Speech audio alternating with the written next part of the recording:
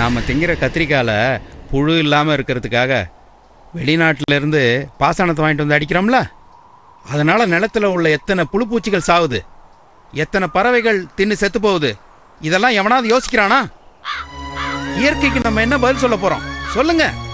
ஒரு பதிலும் சொல்ல முடியாது. என்ன பதில் இருக்கு சொல்றதுக்கு? பாவங்களா செஞ்சு தொலைச்சிட்டமே. அதான் தம்பி நான் சொல்றேன், இன்னைக்கு உலகம் இருக்கிற நிலைமையில நம்ம சித்தர்கள் கண்டுபிடிச்ச பாசானங்களை எல்லாம் யாருக்கும் தெரியாம எங்கேயாவது புதைச்சி வைக்கிறதா நல்லது. அதுதான் மனுஷ குலத்துக்கு பண்ற பெரிய சேவை. ஏன் இப்படி சொல்றீங்க? அந்த பாசானங்கள்லாம் கிடைச்சா பணக்கிற்கு பிடிச்ச மனுஷ பயலுங்க மண்ணையும் தண்ணியும் விஷமாக்கிடுவாங்களே. என்ன புரியலையா? கடுமையான ரேடியேஷன், அத சைலண்ட் ரேடியேஷன் சொல்லுவாங்க. சயின்டிஃபிக்கா சொல்லணும்னா அதுல ரேடியோ மியூட்டேஷன் நடந்துகிட்டு இருக்கு. அதை வச்சு பல நோய்களை குணப்படுத்தலாம், பல பேரை அழிக்கவும் செய்யலாம். முக்கியமா இன்னைக்கு உலகம் தேடிக்கிட்டு இருக்கிற பல மருத்துவ பிரச்சனைகளுக்கு இந்த நீலாஞ்சன கல்லு பதில் சொல்லும். எஸ், இந்த கல்லுல மருத்துவத்துக்கான பதிலும் இருக்கு. போலீஸ்ண்ணே பம்பாயிட போகுது. அதெல்லாம் ஒன்றாவதுடா. இல்லைண்ணே இவங்களை நம்ப முடியாதுண்ணே, பின்னாடி ஏதாவது வம்பளை கோத்து விட்ருவாங்கண்ணே. அப்படி ஏதாவது பண்ணான்னா அந்த இன்ஸ்பெக்டருக்கு ஒரு படையில போட்டு அவனை சாமி ஆக்கிட்டு வந்தா. கொலையா? என்னடா யோசிக்கிற? இல்லைண்ணே ரொம்ப பிரச்சனையாயிடும், போயிடலாண்ணே. ஏய், இது அம்மா கொடுத்த வேலை. வைத்தியரை கூப்பிட்டு வர சொல்லியிருக்காங்க. போகும்போது வைத்தியரோட தான் போகணும், புரியுதா? சரிண்ணே.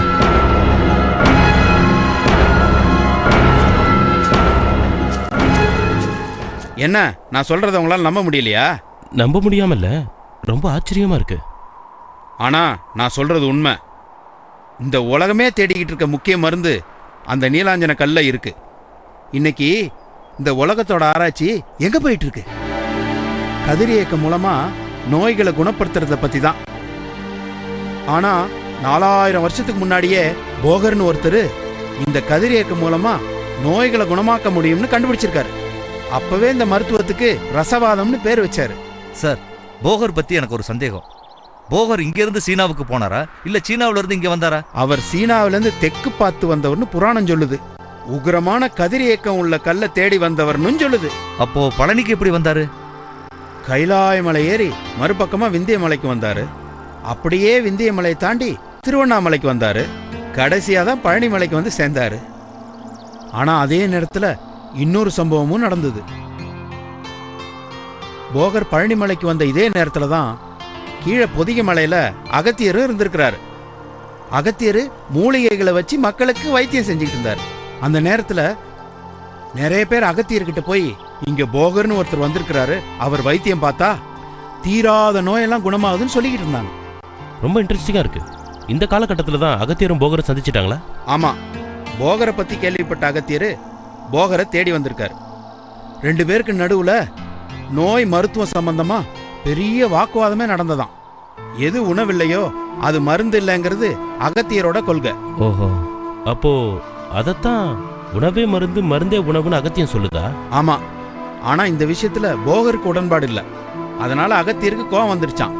நீ பண்றது தப்பு அப்படின்னு சொல்லி இருக்கிறாரு. போகர் விவாதம் பண்ணிக்கிட்டே இருந்தாரா, அந்த கோவத்துல உன் தப்ப காலப்போக்குல நீயே தெரிஞ்சுக்குவேன்னு ஒரு சாபத்தை போட்டுட்டு போயிட்டார். அதுக்கப்புறம் தொடர்ந்து வைத்தியம் பார்த்தாரு இல்லையா? பார்த்தாரு. அது மூலமா தானே அவரோட கண்டுபிடிப்புகள்லாம் வெளிப்பட்டது. போகர் வைத்தியம் பார்த்ததுல மருந்து சாப்பிட்ட நிறைய பேர் சாக ஆரம்பிச்சிட்டாங்க. போகருக்கு விஷயம் என்னன்னு பிடிபடல.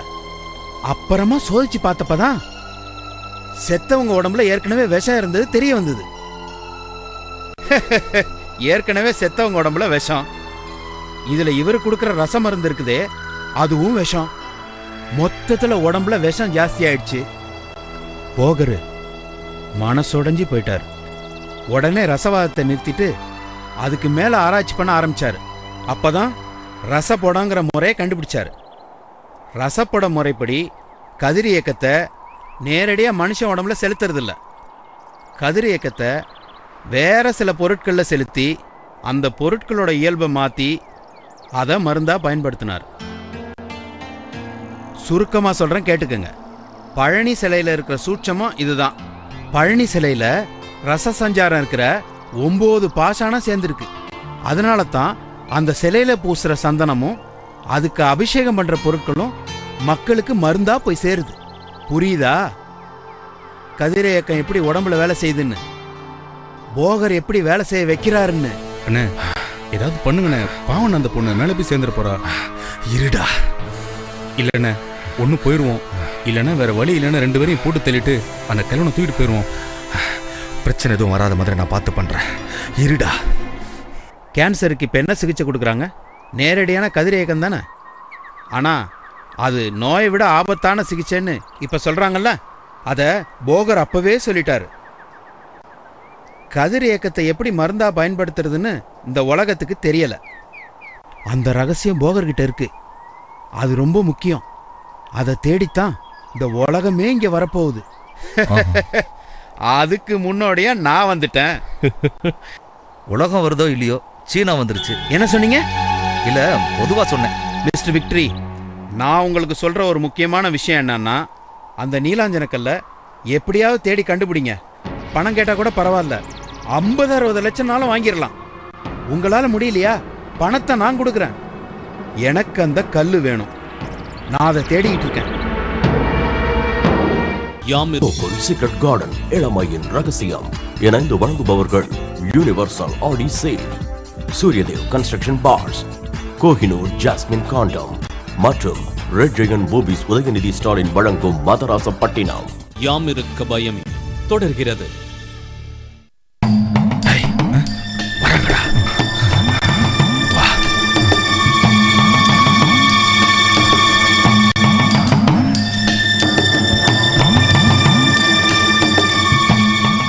உங்களை சந்திச்சது ரொம்ப உபயோகமா இருந்தது சார். அப்ப அவருக்கு எனக்கு ரொம்ப யூஸ்ஃபுல்லா இருந்தது சார். நீலாஞ்சனக்கல்ல விட்டுறாதீங்க. நான் அதை விடுறதா இல்லை. மிஸ்டர் விக்டரி, நான் உங்ககிட்ட கோவப்பட்டேன்னு தப்பா நினைச்சுக்காதீங்க. அது போன வருஷம் ஒரு இன்ஸ்பெக்டரு நான் இங்க தங்கம் காய்ச்சறேன்னு கூட்டு போய் அடிச்சான். அடி கொஞ்ச நஞ்சம் இல்லை. அப்புறம் டெல்லி வரைக்கும் ஃபோன் போட்டு சொல்லி தான் அவன் என்னை விட்டான். முதல்ல அவனுக்கு ஒரு பாசானத்தை கொடுத்துருக்கணும், தப்பிச்சிட்டான். அதுலேருந்து எனக்கு போலீஸ்னாலே ஒரு வெறி பிடிச்சிடும். என்ன சார், தங்கம்லாம் காய்ச்சினீங்களா? எங்க காய்ச்சறது? நான் பாசானத்தை காய்ச்சினேன், அதுதானே நம்ம வேலை. எங்கேயோ தப்பா போய் காய்ச்சின பாத்திரம் பாதி தங்கமா மாறி போச்சு. அது நமக்கு எதுக்குன்னு தூக்கி தூர போட்டேன்.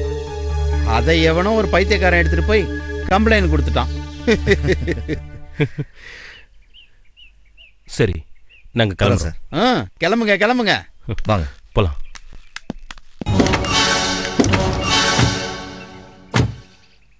கஜா, நீங்க வந்த விஷயத்தை பத்தி கேட்கவே இல்லையே. எது? உங்க காய்ச்சலை பத்தி கேட்காமலே எனக்கு அதுக்கு பதில் கிடைச்சிருச்சு. டிரைவர், வண்டி எடு.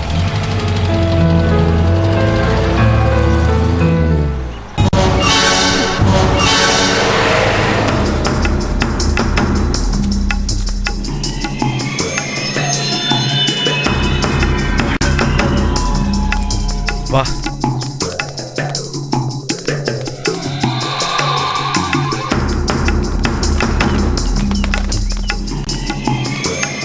வணக்கம் ஐயா.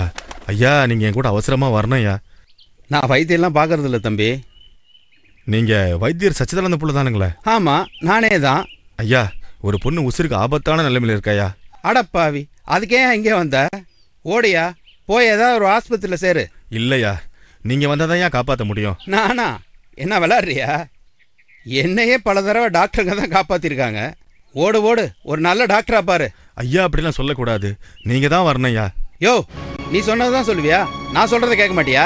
இங்க நிக்கிற நேரத்துல ஒரு உயிரை காப்பாத்தனால போ. இல்ல, நீங்க வரணும், என் கூட வந்தே ஆகணும். ஏய், என்ன மிரட்டுறியா? வர முடியாது, போடா. யோ, வாயா.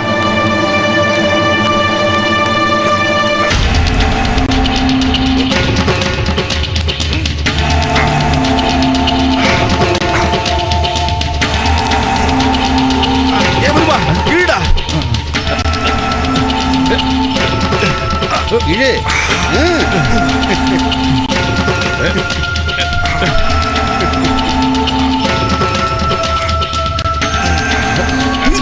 இழுடா, இழுடா, என்ன விட்டுட்ட, இழு.